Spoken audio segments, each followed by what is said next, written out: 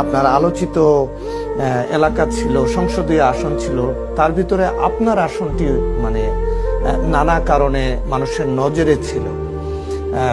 সেই জায়গায় আপনি যার কাছে হারলেন তার মেকানিজমটা কি ছিল? জনগণ তাকে বেছে নিল কেন? উনি অনেক বর্ষিয়ান রাজনীতিবিদ।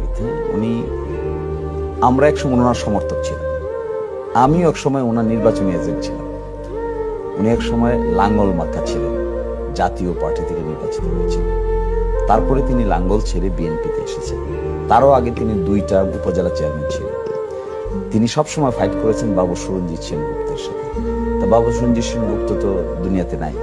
তার ওয়াইফ পার্লামেন্টের মেম্বার হয়েছেন। এবার তিনি আর এখানে কম্পিটিশন করেন নাই।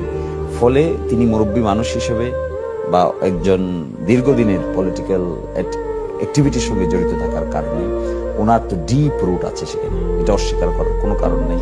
বহু মানুষের সঙ্গে ওনার ব্যক্তিগত রিলেশন আছে, ব্যক্তিগত অনেকে মনে করেন ওনাকে ইজ্জত দেওয়া দরকার, ওনাকে সম্মান দেওয়া দরকার, ওনাকে আমরা অসম্মানিত করতে পারি না, অনেকে এরকম মনে করে। This is also emotion. আবার at the same time attention পাওয়ার একটা বড় কারণ হলো যেহেতু আমি ক্যাম্পেইন করার ক্ষেত্রে অনলাইন মেকানিজম ব্যবহার করেছি বেশি। আপনারা ফেসবুকে, ইউটিউবে, ট্রেন্ডিং এ, আপনারা টিকটকে, আমি দেখেছি এটা জাতীয় একটা ট্রেন্ডিং এর মধ্যে পড়েছে। এটা বিকজ অফ দি কন্টেন্ট, যে কন্টেন্টগুলো আমি ক্রিয়েট করার চেষ্টা করেছি ক্যাম্পেইনের সময়ে, এগুলো কিছু এক্সেপশনাল মেকানিজম ছিল। ওই এক্সেপশনাল মেকানিজমটা শুধু ওই দিরাইশাল্লার মধ্যেই সীমাবদ্ধ ছিল না, এটা ওই বাউন্ডারি পার হয়ে জাতীয় আন্তর্জাতিক বাউন্ডারিতে ঢুকেছে। তার এক্সেপশন দেখেছি আমরা বিদেশিদের ভোট। পোস্টাল ব্যালটে আমি অনেক ভোট পেয়েছি, আমরা অনেক, এটা আমি আর এক্সেপশন বলতে পারি না, বলতে চাই না।